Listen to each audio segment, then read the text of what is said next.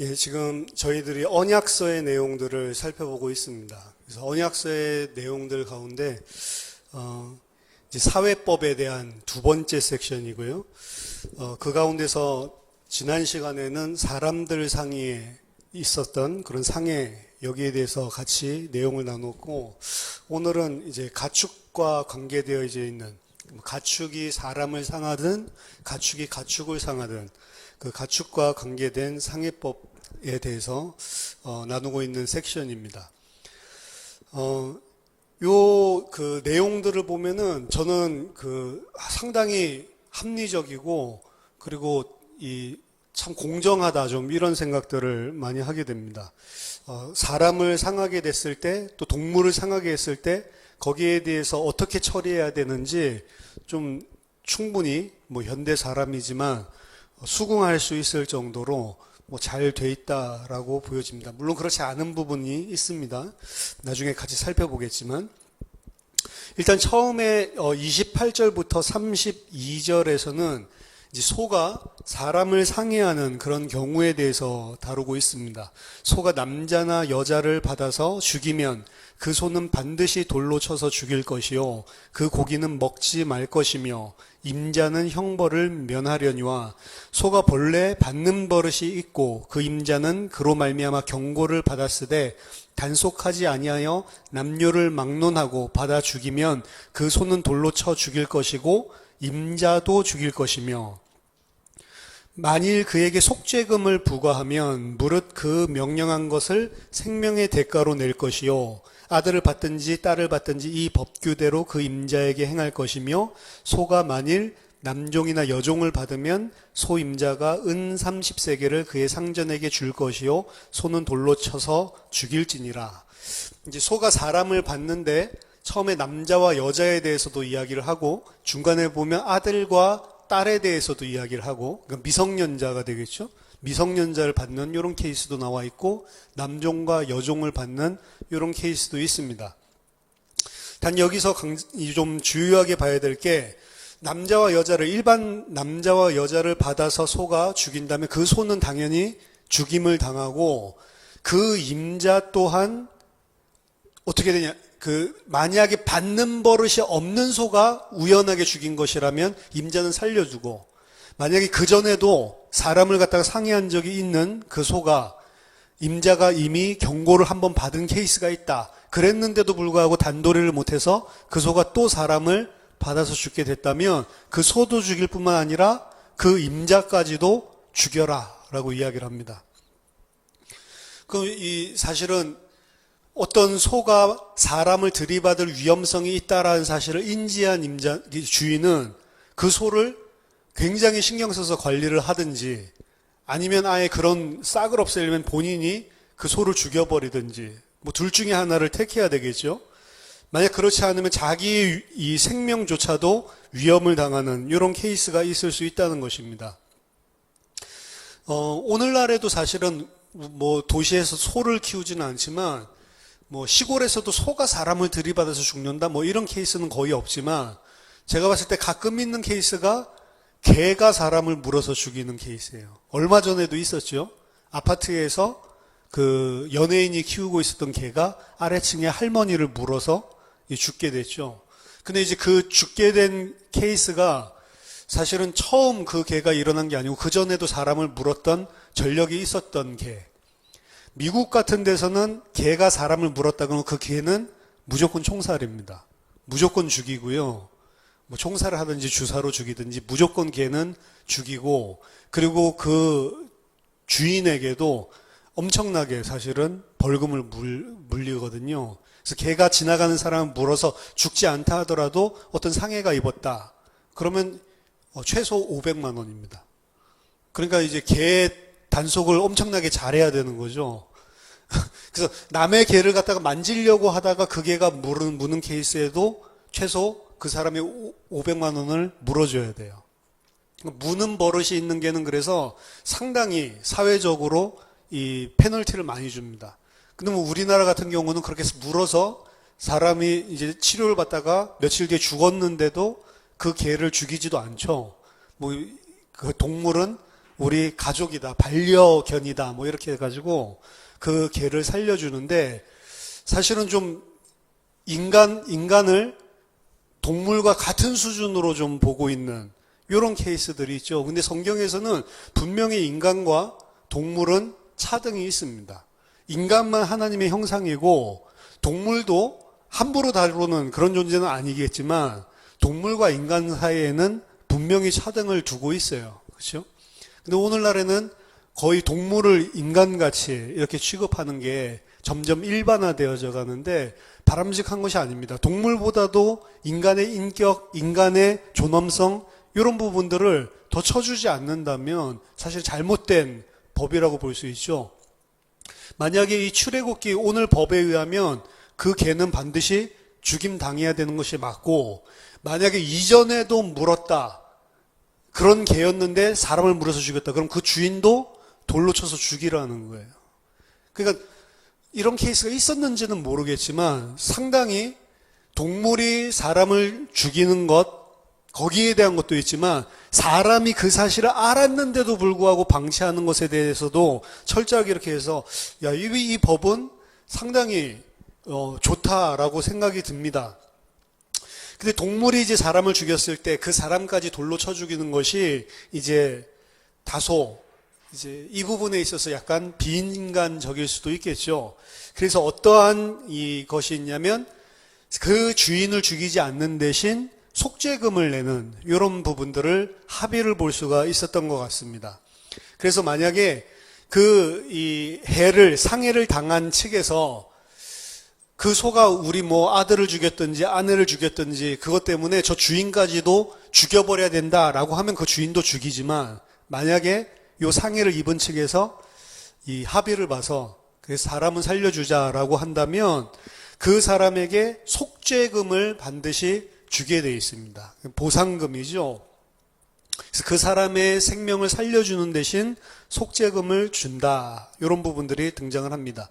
그리고 이것은 일반 남자나 여자뿐만이 아니고, 그리고 아들을 받든지 딸을 받든지 이 법규가 그대로 따르는데, 마지막 파트에 나와 있는 부분 보면 남종이나 여종을 받으면 이때는 좀 케이스가 달라지는 거예요. 남종이나 여종이 죽으면 들이받은 소는 종을 죽여도 그 소는 무조건 죽입니다. 사람이랑 다르단 말이에요. 남종도 여종도 사람이기 때문에 동물이 사람을 받아서 죽이면 그 동물은 반드시 죽이고, 대신에 이제 이 상해를 입힌 어떻게 보면 살생을 한 거죠. 살인을 하게 됐는데 그 사람은 어떻게 배상하냐? 그냥 은 30세겔만 보상을 하면 됩니다.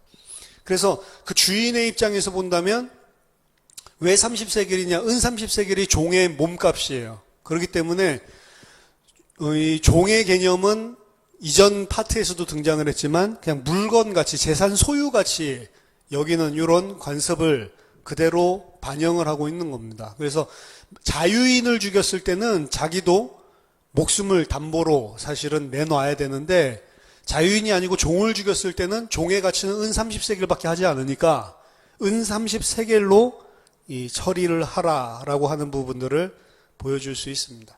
그래서 이 부분은 좀 약간 불합리한 거죠. 사람이 죽었는데 종이라고 하는 제도, 그리고 그런 제도 가운데서 은 30세겔로 그 모든 것을 다 처리할 수 있다라고 하는 것이 분명히 좀 문제가 있어 보입니다. 어쨌든 간에 자유인의 생명이랑 종의 생명의 가치는 차이를 두고 차등을 뒀다라고 하는 것이 분명히 지난 본문에서도 그렇고 오늘 본문에서도 동일하게 반영을 하고 있는 것입니다.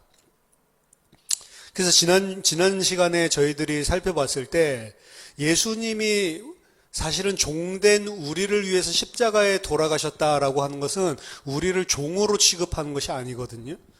사실 종된 우리를 대신해서 대속해서 죽으시려면 은 30세겔 정도면 그냥 충분한, 그게 사실 우리의 목숨의 가치라는 거죠.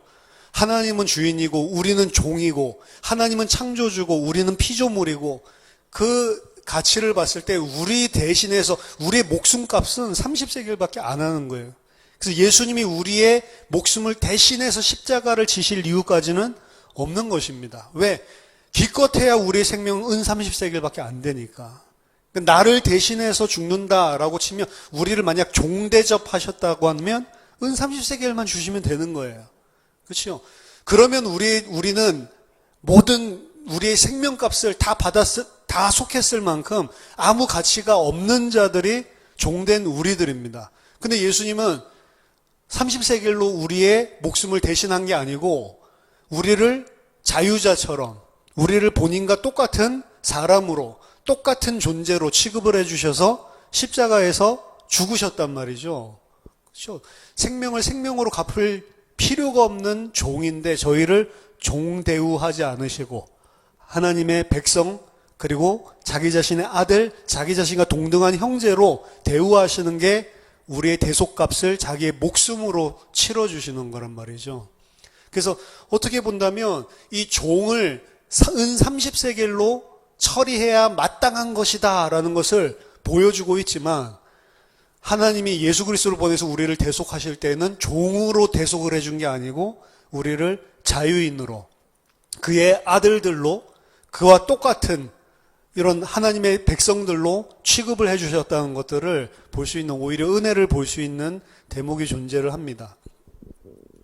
사람의 부주의로 인해서 동물에 의해 발생하는 상해에도 배상이 따르지만 사람의 부주의로 인해서 동물이 동물을 상해한 경우에도 배상할 책임이 뒤따르고 있다라는 것을 다음 섹션에서 보여줍니다.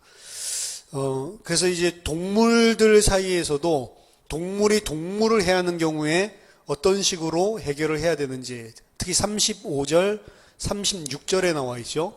이 사람의 소가 저 사람의 소를 받아 죽이면 살아있는 소를 팔아 그 값을 반으로 나누고 또한 죽은 것도 반으로 나눈다.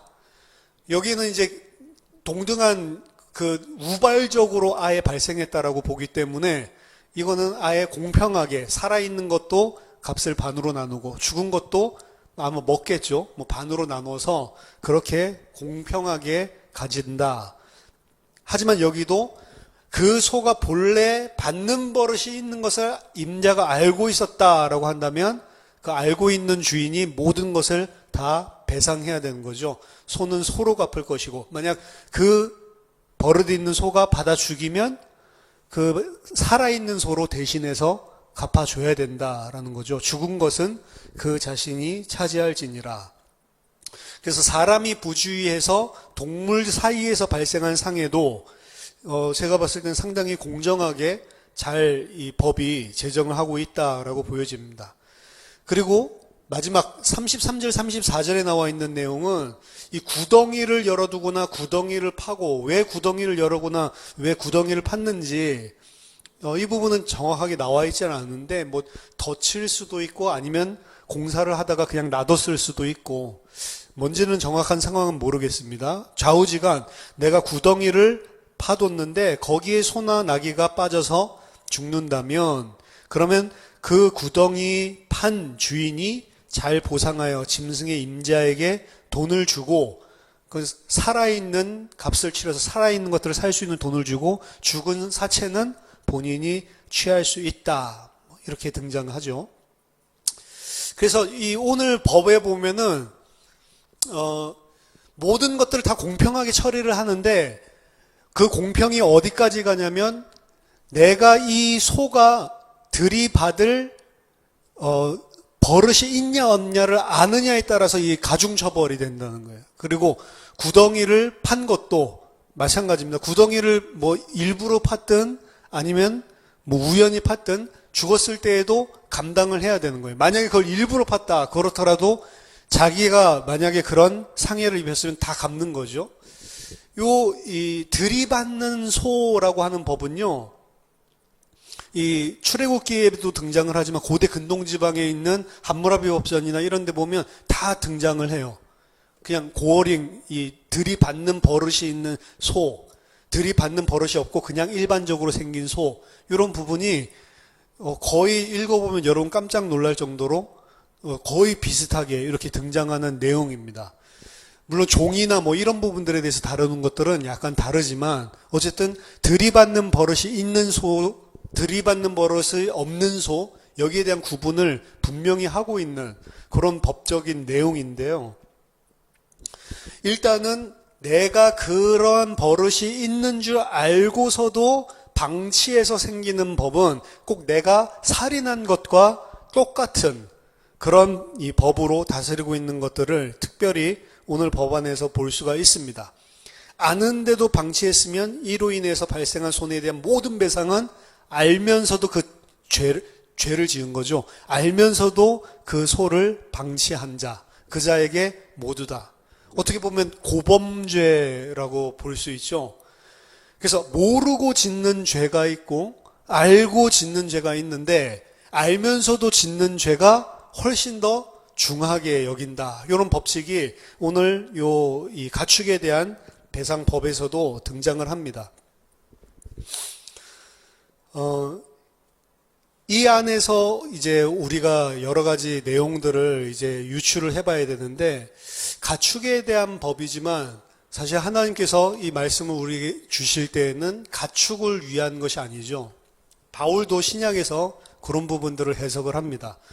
일하는 소에게 멍에를 메우지 말라라고 이야기를 했는데, 그거는 이 소 이야기를 하는 것이 아니고 우리 하나님의 일꾼들에 대한 이야기다. 하나님의 일을 하는 자들이 당연히 그 말씀으로 먹고 살 수 있도록 해주는 것은 당연한 것 아니냐. 소를 위해서 그런 법을 줬겠냐라고 이야기를 했거든요. 그럼 오늘도 물론 소나 가축에 대한 이야기인 것 같지만 이 법은 소나 가축을 위해서 준 것이 아니고 우리에게 뭔가를 가르쳐 주시기 위한 뜻이 있다는 거죠. 일단은 오늘 본문에서도 지난 본문과 마찬가지로 일반인과 종에 대한 차별을 분명히 주고 있는 부분들을 봅니다. 그리고 그 종의 가치가 얼마나 되는지 이전 본문에서는 등장하지 않았는데 오늘 본문에서는 분명하게 그 종의 가치는 이 은 30세겔이다라고 특정해서 나와 있죠. 일반 자유인의 경우에는 남녀를 차별하지 않고 전부 다 사람을 죽였을 때 이 처벌이 동일했습니다. 하지만 종의 경우에도 그 들이받은 소는 동일하게 죽지만 임자는 소가 들이받는 버릇이 있으면 알고 있었을지라도 자신은 죽임당하지 않고 무조건 은 30세겔로 합의를 보는 게 그냥 관례로 돼 있죠. 그래서 원래 자유인들 사이에서 이런 사건들이 발생한다면 속죄금이 아마 은 30세겔보다 훨씬 더 쳐서 받겠죠. 그렇죠? 종이랑 똑같지가 않으니까. 만약 합의를 안 해주면 자기가 죽임을 당해야 되니까 아마 제가 봤을 때는 엄청나게 많은 대가를 주지 않으면 그 주인은 아마 죽임을 당했을 경우가 많습니다. 그래서 그 속죄금이 얼마인지는 특정하지를 않아요. 근데 종이 죽었을 때에는 반드시 21장 30절에 만일 그에게 속죄금을 부과하면 그 부과한다는 것이 사실은 누가 부과하냐면 재판장이 부과할 수도 있고 그 해를 당한 사람이 부과할 수도 있는데 부과하면 무릇 그 명한 것을 생명의 대가로 낼 것이요 라고 되어 있는 데서 whatever 이렇게 되어 있습니다. 보통 whatever imposed on him 무엇이든지 그에게 부과된 것을 다 생명 대신 내놔야 된다라고 이야기를 하고 있단 말이에요. 오늘 우리 본문에서 이 번역된 것보다 좀 세죠. 그래서 일반인이 죽었을 때는 무엇이든지 내지 않으면 자기 생명 날아가기 때문에 제가 봤을 때 은 30세겔 종 한 명 살 수 있는 값 요 정도가 아니고 엄청나게 많은 그 보상금을 줘야 됐다라고 생각을 합니다. 속죄금을. 근데 종의 경우에는 사형에 처하는 법 자체도 없고 무조건 그냥 은 30세겔로 합의를 보게끔 특정이 돼 있는 거죠.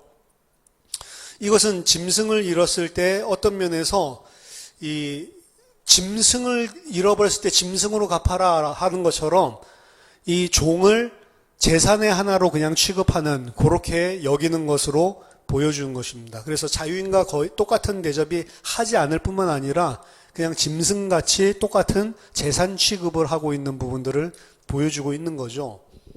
그럼 이게 이제 고대 관습이기 때문에 하나님의 법에서 종을 그렇게 차별해야 된다라는 것을 인정하는 게 하나님의 뜻이 아니고 그 제도를 통해서 하나님께서 우리에게 가르쳐주고자 싶은 보여주고자 하는 하나님의 뜻이 있는 거죠. 그게 이제 은 30세겔이라고 하는 특정한 값에서 볼 수가 있는 것입니다. 은 30세겔 하면 당장 떠오르는 게 예수님이 은 30세겔에 팔리죠.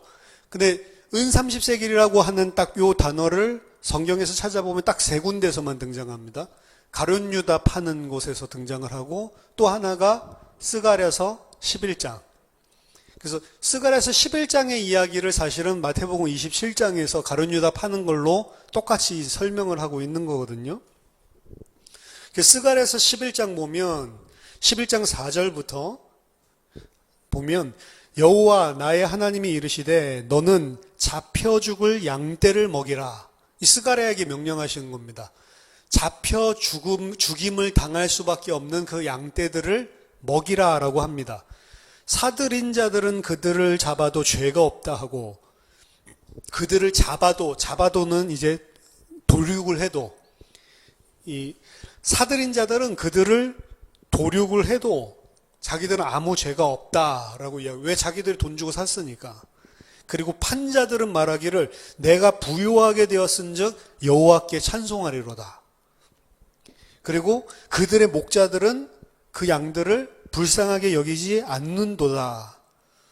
이 사들인 자는 누구를 말하냐면 이방인들을 말합니다. 그래서 이방인들이 이스라엘 백성들을 속국으로 사로잡아서 그 이스라엘 백성들을 마음껏 도륙하고 마음껏 유린하는 거죠. 그렇게 하면서도 나는 아무 잘못한 거 없어. 왜? 전쟁 승자니까. 그리고 그들을 팔아먹고 돈을 취하는 자들이 있었죠. 이 자들은 이스라엘의 귀족들을 이야기합니다. 높은 위치에 있었던 제사장들이나 그리고 귀족 가문들, 이런 사람들을 의미합니다. 그리고 그들의 목자들은 이제 그 가르치는, 말씀 가르치고 그리고 예배를 이끌고 있는 제사장 측이나 서기관들이나 이런 사람들을 의미하는 거죠. 이 사람들은 불쌍히 여기지 않고 귀족들은 오히려 그 백성들 팔아먹고 부해진 것을 뭐라고 해요? 하나님께 감사하고 찬송하고 있대요. 그러니까 이게 얼마나 비참한 것입니까? 그 양들을 먹이러 가라는 거죠. 여호와가 말하노라 내가 다시는 이 땅 주민을 불쌍히 여기지 아니하고 그 사람들을 각각 그 이웃의 손과 임금의 손에 넘기리니 그들이 이 땅을 칠지라도 내가 그들의 손에서 건져내지 아니하리라 하시기로 내가 잡혀 죽을 양떼를 먹이니 참으로 가련한 양들이라. 이 목자가 가서 그 양들을 보면 너무 불쌍한 거예요. 아무도 보살펴주지 않는단 말이죠. 내가 막대기 둘을 취하여 하나는 은총이라 하며 하나는 연합이라 하고 양떼를 먹일세. 이 막대기는 주의 지팡이와 막대기를 나를 안위하시나이다 이야기한 것처럼 양들을 보호하기 위해서 목자가 들고 다니는. 그래서 그 하나의 이름을 은총이고 하나의 이름을 연합이라라고 해서 그 가련한 양들을 보살펴 줍니다. 그리고 그 과정 중에 한 달 동안에 내가 그 세 목자를 제거하였으니, 그 세 목자는 이 왕과 선지자와 제사장을 의미한다라는 그 이야기가 있고요. 그러니까 이스라엘의 지도자 되는, 사실 메시아를 보여주기 위해서 세워놓은 직분이죠. 왕은 없었기 때문에 지도자들과 제사장들과 그리고 이 선지자들, 요 자들을 제거하였다. 이런 의미로도 사용을 하고, 칼빈 같은 경우에는 이 세 목자가 아니고 모든 목자들, 그러니까 그들을 제거하여 버렸다. 말도 없이 수도 없이 많은 목자들을 내가 제거하였다. 왜 제거했냐? 이유가 나옵니다. 이는 내 마음에 그들을 싫어하였고 그들의 마음에도 나를 싫어하였습니다. 하나님도 싫어하고 그들도 이 목자를 싫어해. 내가 이르되 내가 너희를 먹이지 아니하리라. 죽는 자는 죽는 대로, 망하는 자는 망하는 대로, 나머지는 서로 살을 먹는 대로 두리라 하고, 이에 은총이라 하는 막대기를 취하여 꺾었으니 이는 모든 백성들과 세운 언약을 폐하려 하였습니다. 당일에 곧 폐함에 내 말을 지키던 가련한 양들은 이것이 여호와의 말씀이었던 줄 안지라. 자, 양들을 먹이고 이렇게 하는데 새 목자를 쳐내고, 그러고 난 다음에 이 양들에게 베풀었던 은총도 꺾고 걷어들이게 됩니다. 그 이유는 목자의 입장에서 봤을 때는 너무 가련한 양들인데 목자들만 미워한 게 아니고요. 그 양들도 대부분 이 목자를 미워합니다. 목자가 누군지 이해 못하는 거죠. 그 중에 일부 가련한 양들 중에 내 말을 믿고 지키던 자들, 요 자들 빼고는 전부 다 이 목자를 못 알아보는 거예요. 그래서 결국에는 그들에게 베풀었었던 은총을 꺾어버리는 이런 이야기가 나오죠. 언약을 폐하려 하였습니다. 그리고 나서 내가 그들에게 이르되 너희가 좋게 여기거든 내 품삯을 내게 주고 그렇지 아니하거든 그만둬라. 이렇게 이야기를 했는데 사실은 이게 회개를 촉구하는 말이거든요. 내가 이렇게 와서 이렇게 해줬는데 너희는 나를 어떻게 보고 있냐라고 했더니 그들이 은 30개를 달아서 내주는. 그 말은 뭐냐면 너를 종 취급하는 거죠. 그냥 와서 그 종노릇하는 가장 어떻게 보면은 이 인간의 목숨으로서는 가장 낮은 은 30개 종 중에 하나로 쳐서 값을 주더라 이 말입니다. 그러니까 하나님께서 그 품삯을 어떻게 하라고요? 그들이 나를 헤아린 바 그 싹을 토기장이에게 던져라. 라서 토기장이에게 던지는 이 장면이 나오는데 그 토기장이에게 던진다라고 하는 거는 그들이 나를 헤아린 그 값, 내가 은 30세겔이라고 헤아린 그것을 인정하지 않는다는 거예요. 너무나 거기에 대한 그 화가 나는 이런 행위입니다. 토기장이에게 던져버리라 라고 하는 것은. 그래서 내가 곧 은 30개를 여호와의 전에서 토기장이 던지고 내가 또 연합이라 하는 둘째 막대기를 꺾었으니 이는 유다와 이스라엘의 형제의 의리를 끊으려 하였습니다. 이게 사실은 이스라엘 그대로 400년에서 450년 후에 예수님이 오셨을 때 그대로 일어난 사건이거든요. 예수님께서는 그들의 백성이 불쌍해서 구원하시기 위해서 메시아로 오셨는데 예수님이 생각하는 그들이 너무나 불쌍하다라고 하는 관점과 그들이 생각하는 불쌍하다라고 하는 관점이 다른 거예요. 그들이 생각하는 관점은 육신적인 거고 양들도 마찬가지입니다. 양들이 생각하고 있는 그들의 불쌍한 가련한 처지가 예수님이 보시는 불쌍하게 보시는 처지랑 다른 거예요. 그러니까 양들도 그 예수님이 나를 위해서 온 구원자라고 하는 게 탐탁치가 않은 겁니다. 이스라엘의 백성들도 마찬가지고 이스라엘의 지도자도 그렇고 그 목자를 쳐다보는데 미워하고 싫어하는 거예요. 왜? 만약에 내가 생각하는 구원자라면 저런 모습으로 와서는 안 된다는 거죠. 그리고 알아보지 못하는 그 자들을 보면서 목자도 그들을 싫어하여 버림받았다라고 이야기를 하고 있는 겁니다. 그리고 그 자들의 평가에서 이런 메시아에게 줄 수 있는 몸값은 은 30세겔밖에 안 되는 거죠. 그래서 예수님이 은 30세겔에 그대로 팔려지는 겁니다. 가룟 유다가 대제사장들에게 팔 때에 딱 은 30세겔이거든요. 그 은 30세겔이라고 하는 것 가치가 사실은 예수님에 대한 가치인데 가룟 유다가 팔면서 자신도 은 30세겔 받으면 충분하다라고 생각을 했고 그 값을 쳐주는 바리새인들도 그 대제사장들도 은 30세겔이면 충분하다. 왜? 저건 아무것도 아니야. 그렇죠? 만약에 자신들이 생각했었던 메시아 같으면 그렇게 안 되겠죠. 근데 하나님이 생각하는 하나님이 보내신 그 메시아를 봤을 때 인간의 가치에는 종의 몸값밖에 안 되는 은 30세겔에 취한다는 말입니다. 그래서 예수님이 그 종의 자리에 들어가셔서 십자가에서 달려가는 모습을 보여주고 있는 거예요. 그리고 사람들이 어떻게 예수님을 생각했는지를 보여주고 있는 게 이 은 30세겔이 예표하는 것입니다. 그래서 예수님이 이 땅에서 죽으셨을 때 제가 봤을 때는 그 슬퍼하던 여자들 일부들 있죠. 제자들마저도 사실은 낙심해서 다 떠나가 버렸는데 뭘 낙심했냐라고 봤을 때 그들이 생각했던 메시아의 이미지에 대한 부분들을 전혀 반대되는 모습으로 힘없이 처형당해서 죽어가는 모습 보면서 낙심해서 다 떠나갔고 그거를 하나님이 하시는 일이고 하나님께서 지금 이분을 통해서 구속 역사를 이루고 볼 수 있었던 사람 단 한 사람도 없었어요. 여인들은 제가 봤을 때 왜 가서 울고 왜 새벽에 찾아가가지고 무덤에 찾아갔냐 그냥 동정심 때문에 그렇겠죠. 여자들이 좀 정이 많으니까 여자들이 찾아가고 여자들이 이렇게 한 거는 어떻게 보면 교회의 모습이라고도 볼 수 있는데 그렇다고 해서 믿음의 모습은 아니었습니다. 제가 봤을 때. 분명히 예수님은 내가 부활할 것이다, 하나님이 입증할 것이다 라는 사실을 많이 이야기를 했음에도 불구하고 그 사실을 믿었던 사람은 단 하나도 없었던 거죠. 아무도 믿지 못했는데 하나님께서 택하신 자들 일부가 이제 부활하신 주님 만나보면서 이거는 하나님의 말씀이 성취되는 것이구나 라고 깨닫는 그런 이 가련한 이 양들이 일부가 이제 탄생하기 시작을 하는 건데, 사실 예수님이 십자가에서 달려 죽었을 때에는 그저 종의 모습으로, 은 30세겔에 팔린 범죄자의 모습으로, 아무것도 아닌 모습으로 취급을 그의 백성들에게 당하고 그리고 지도자들에게 당하면서 죽었던 모습이 이 스가랴서 11장이 그대로 성취되는 모습이었습니다.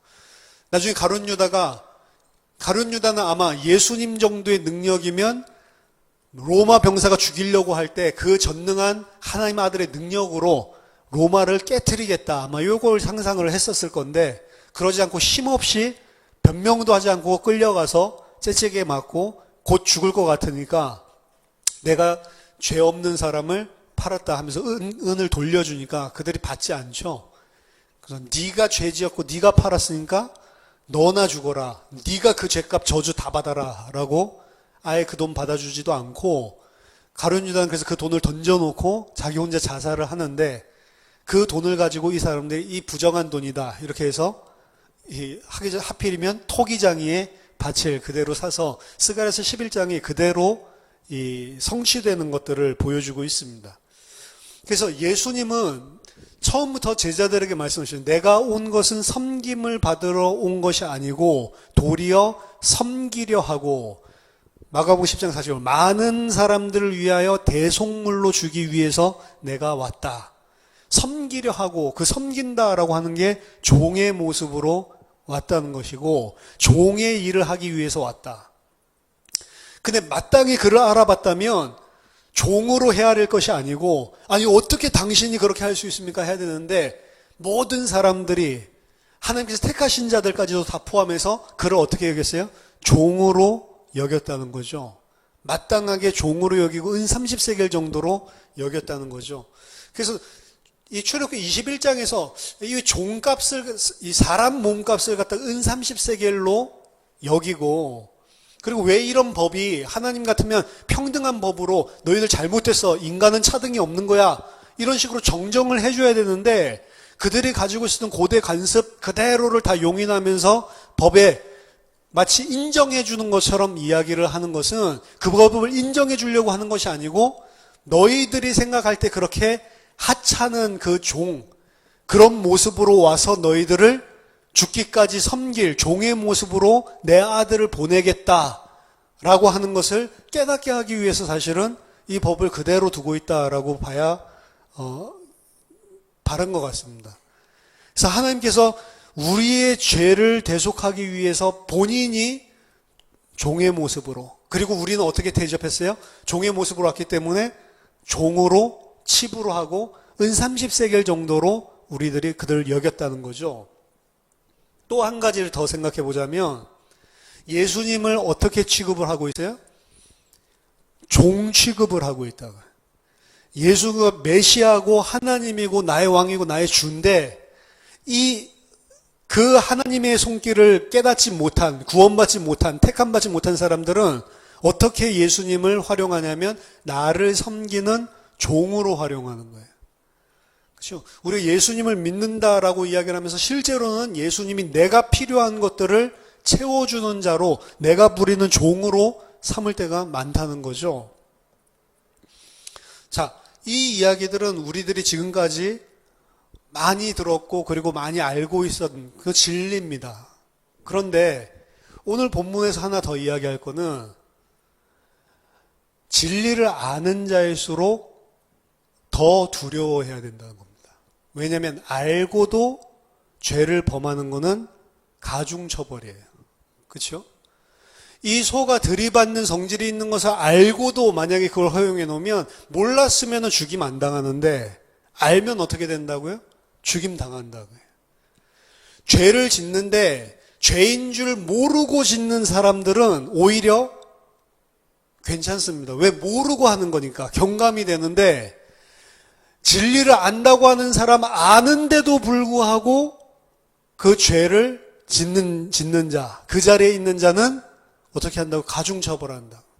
그럼 예수님이 우리의 종이 아니라 만왕의 왕이시고 나를 위해 오신 대속자고 어떤 사랑을 베풀었는지 아는데도 불구하고 예수님을 종 취급하거나 예수님을 또다시 십자가에 못 박는 일을 하는 것, 그것이 사실은 더 큰 죄죠. 어떻게 보면 불신자들, 복음과 진리를 모르는 자들보다 아는 자가 날마다 더 큰 죄를 짓고 있을 가능성이 높다는 것을 우리는 발견해야 됩니다. 예를 들어서 어떤 상황과 사실에 대해서 불평할 수 있어요. 불신자들. 왜? 하나님의 사랑이 뭔지도 모르고 하나님 우리를 어떻게 보살폈는지도 모르고 하나님과 자신이 어떤 관계인지도 전혀 모르는 상태이기 때문에 당연히 육신대로 반응해서 육신대로 불평하고 육신대로 불만하고 이렇게 할 수 있다는 거죠. 근데 하나님의 백성이 불평 불만하는 거는 더 가중처벌이죠. 어떻게 보면. 왜? 성경을 통해서 안다면서요. 하나님이 우리를 어떻게 신실하게 이끄시는 분이고 어떻게 우리를 구원하시고 어떻게 우리를 지키고 있는지 알고 있다면서요.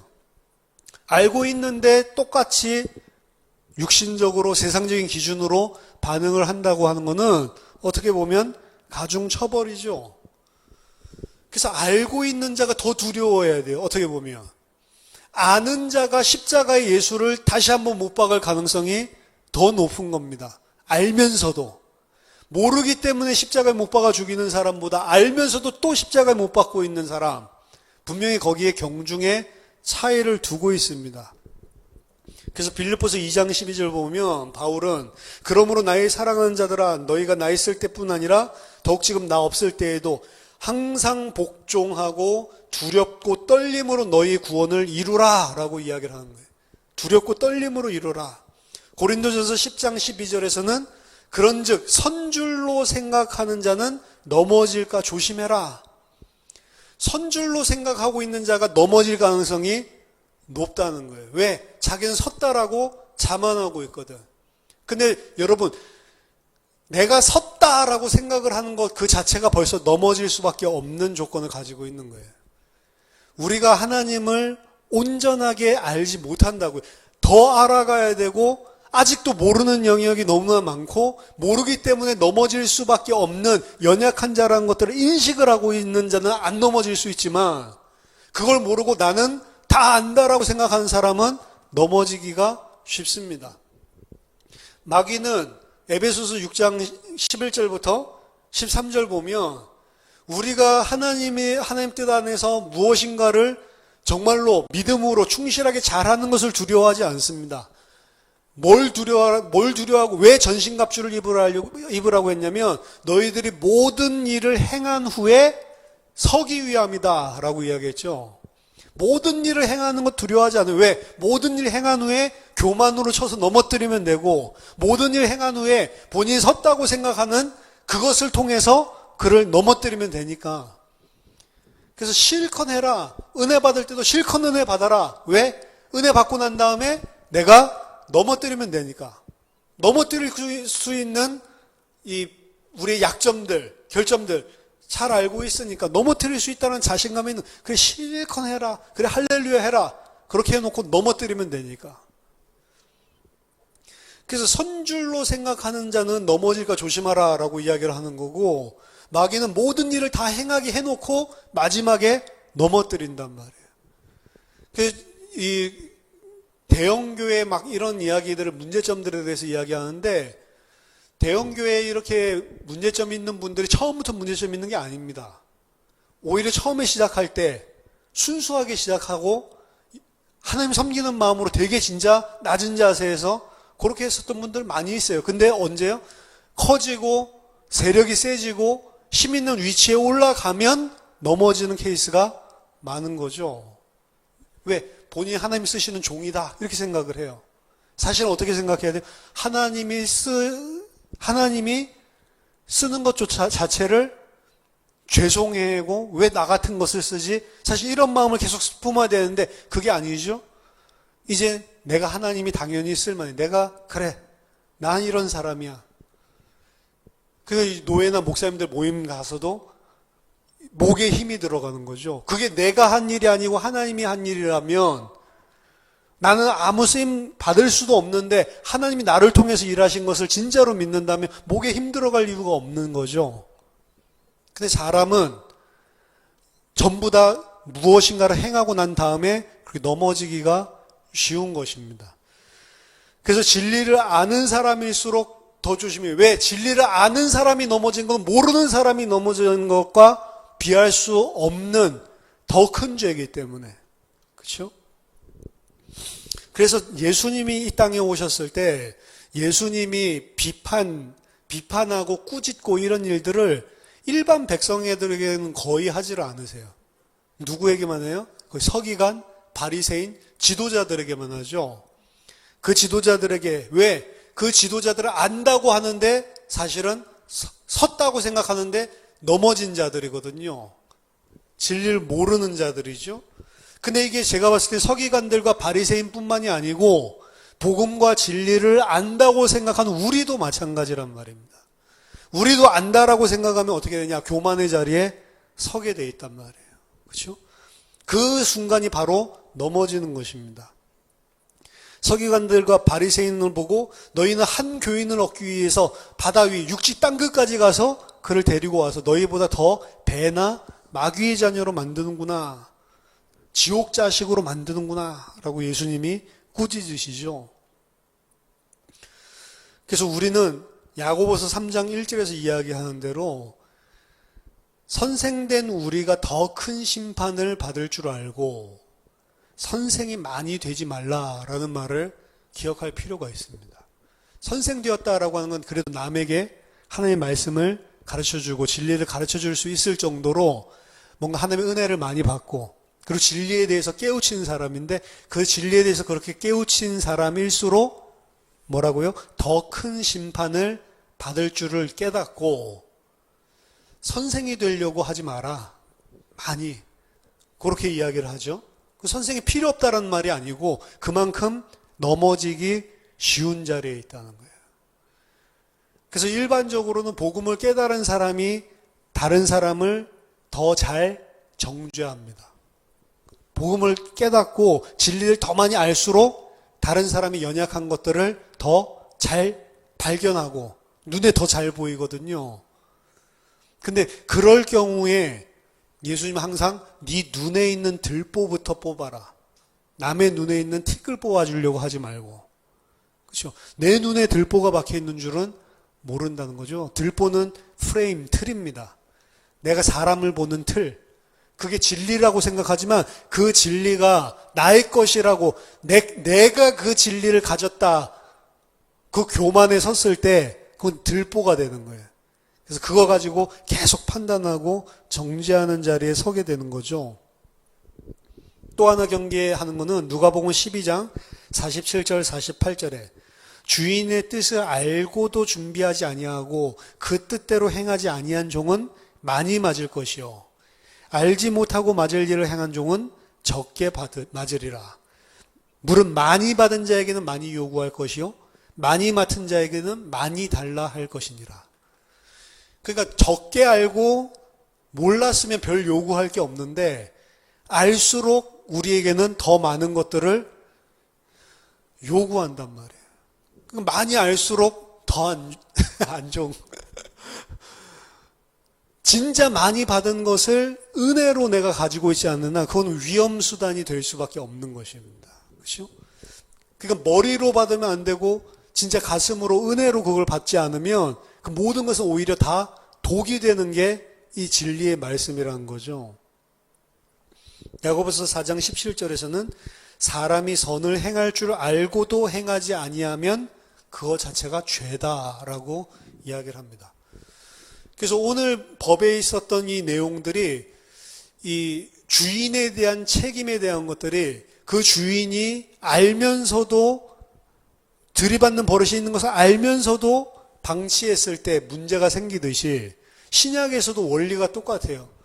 진리를 알면 알수록 그래서 더 두렵고 떨리는 자리에 서게 되는 것입니다.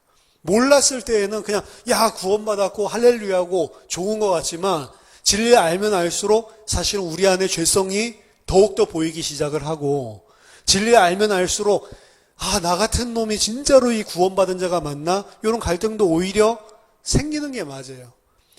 확신을 가진 것은 맞지만 그것이 마치 내가 이 진리를 알고 있고 내가 이 진리를 가지고 있기 때문에 나는 분명히 구원받을 수밖에 없어. 이런 교만으로 오는 확신은 잘못된 것이란 말이에요. 그래서 모습들이 진짜 진리를 가진 자는 어떠해야 된다라고 하는 것을 계속해서 경계하고 있는데 바울 또한 그렇게 이야기했습니다. 내가 모든 일을 다 행하고 내가 향방 없는 것처럼 싸우지 아니하고 내가 뭘 두려워한다고 모든 일 다 행한 후에 내가 버림받을까 두렵다. 그 구원 안 받았다. 구원에 확신이 없다. 이 말이 아닙니다. 우리가 그런 식으로 하나님 앞에 살기가 쉽다는 거예요. 하나님의 일을 내가 열심히 하고 하나님이 주신 이 진리를 많이 안다고 생각을 할 때 우리는 바울이 걱정하는 그 삶을 살 수가 있단 말이에요. 내가 마치 진리를 깨달은 것처럼 다 받은 거잖아요. 너희에게서 받지 아니한 것이 무엇이 있냐라고 이야기하거든요. 다 받은 거잖아요, 사실은. 어떻게 진리를 알게 됐어요? 다 하나님의 은혜로 알게 된 거잖아요. 그럼 진짜로 그걸 은혜로 받은 것을 아는 사람들은 절대로 아까 전에 이야기했었던 그 죄 가운데 빠지지 않겠죠. 교사의 자리에 서서 남을 비판하고 판단하고 내가 마치 잘나서 그것을 얻은 것처럼 행동하지 않겠죠.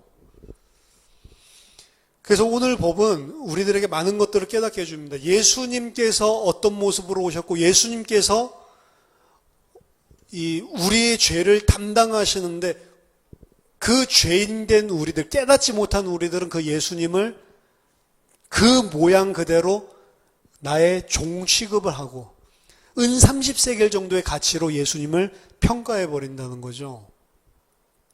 근데 더 주의해야 될 거는 그분이 그리스도고 메시아인 줄 아는데도 불구하고 알면서도 그분을 은 30세겔짜리로 치부하는 그게 저희들의 죄가 될 수 있다는 거예요. 아는 사람. 모르는 사람이 그렇게 취급한 건 어쩔 수 없잖아요. 근데 아는데도 똑같이 예수님을 은 30세겔처럼 취급을 한다고 하면 그거야말로 우리 복음과 진리, 예수 그리스도를 믿는 사람들의 가장 큰 죄라고 할 수 있죠. 그래서 우리가 두려워하고 그리고 정말로 진리에 의해서 사는 것이 무엇인지를 깨달아야 합니다.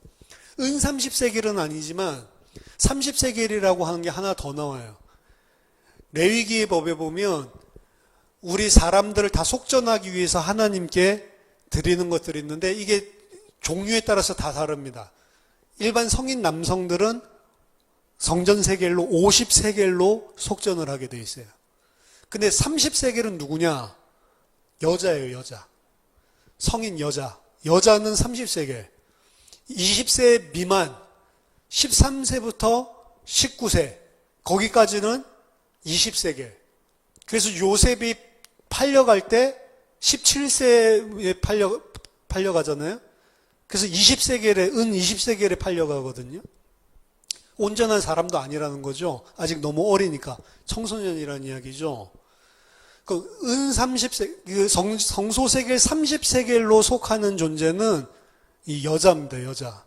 그럼 여자는 성경에서 교회를 상징을 하고 그리고 그 여자를 속해서 온전한 사람이 돼야 되는데 온전한 사람이 되기까지는 사실은 은 50세겔 같이 하는 남성이 되기까지는 사실은 갭이 있는 존재가 30세겔로 속한 자예요.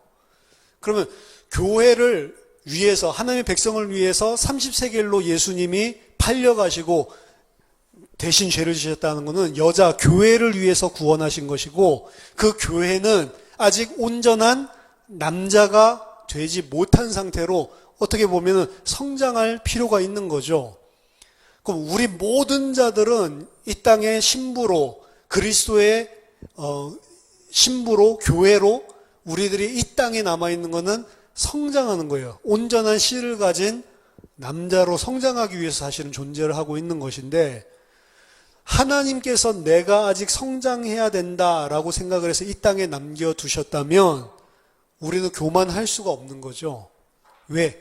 하나님께서 여전히 아직 내가 하나님에 대해서 알고 하나님의 백성으로 아직 양육받지 못한 부분들이 남아있기 때문에 지금 이 땅에 남겨두신 거잖아요. 아직 구원을 내가 이루어가야 될 영역이 많이 남아있구나 라고 생각하는 게 맞는 거죠. 근데 나는 다 됐어 라고 생각하면 그때부터 이미 넘어지기 시작을 하고 있는 거란 말이죠. 그래서 우리는 이 땅에 있는 동안 죽을 때까지 사실은 배우면서 가는 겁니다. 왜? 죽을 때까지 배워야 될 내용이 있는 거예요.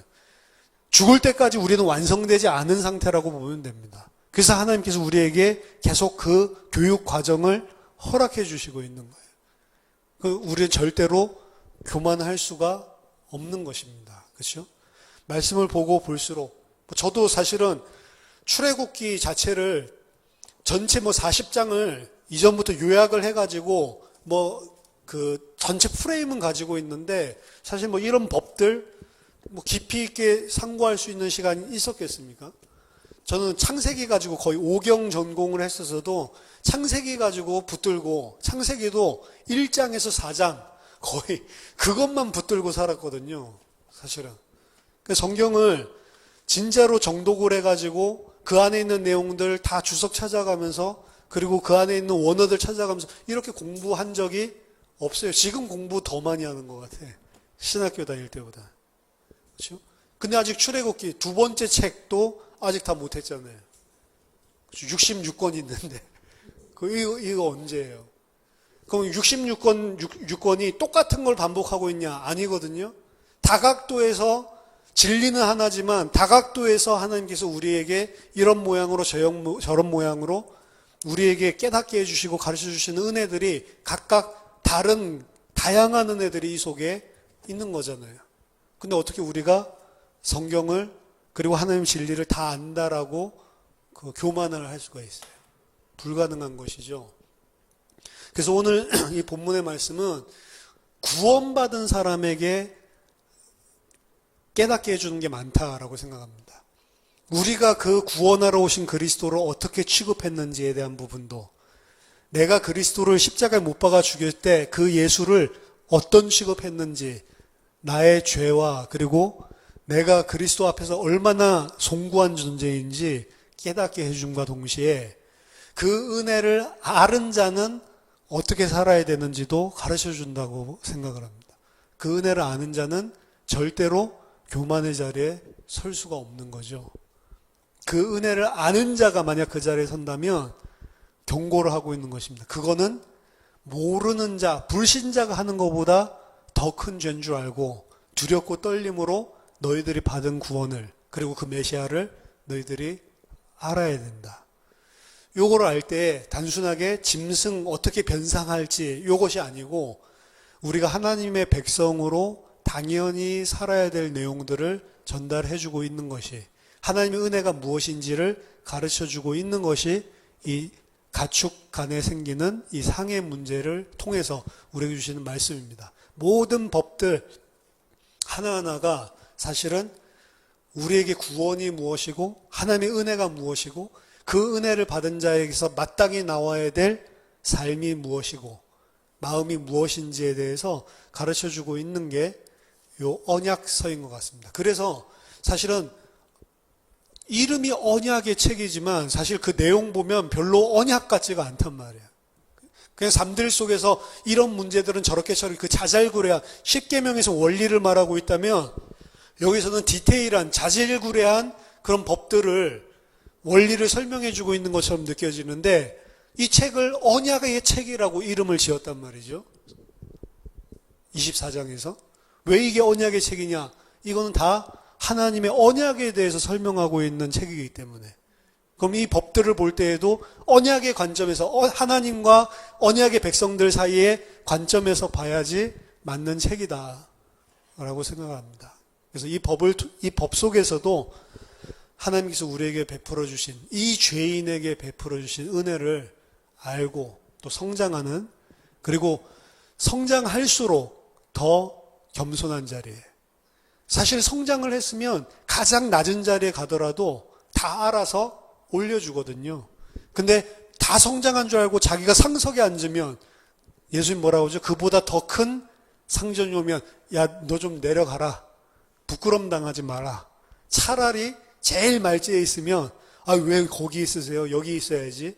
올려줄 건데 네가 섰다고 생각하고 거기 올라가면 나중에 더한 사람 오면 네가 거기서 내쳐지지 않냐.